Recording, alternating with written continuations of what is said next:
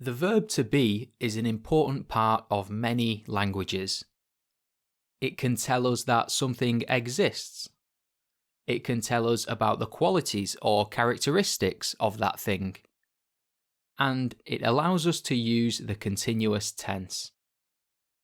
We're going to make a whole episode dedicated to the continuous tense, but in this episode, we're only looking at to be with existence and for qualities and characteristics. So let's look at some examples. I am a teacher. You are short. He is Spanish. She is French. It is 5 o'clock.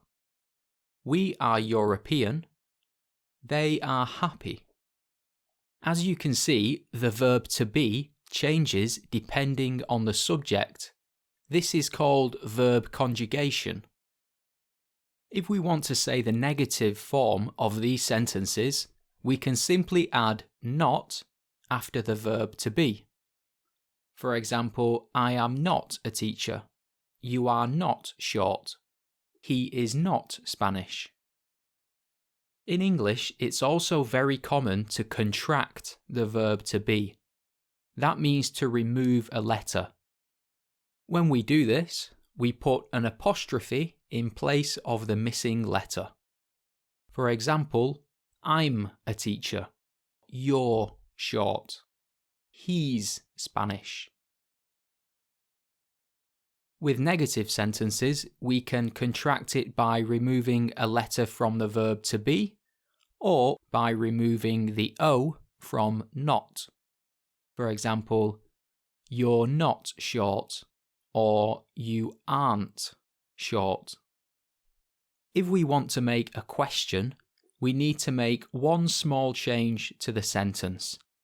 The verb to be goes before the subject.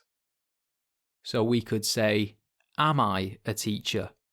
Or are you short?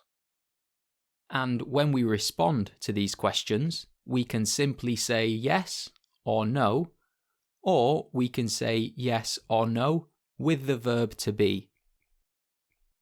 So we've looked at the verb to be for describing qualities and characteristics. Let's learn how to use it to say something exists. So when we want to say something exists, we can say there is or there are, depending if it's one thing or many things. For example, in this picture, there is a man playing a saxophone. There are lots of lights. If we want to say something does not exist, we can say there isn't or there aren't.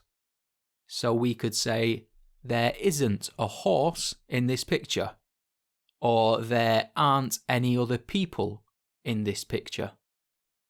And if we want to make a question, we need to do the same as before. We need to put to be at the start of the sentence. Is there a tree behind him? Yes, there is. Are there buildings behind him? Yes, there are.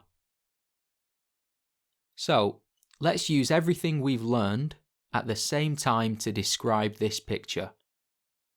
It's daytime. There are many scooters.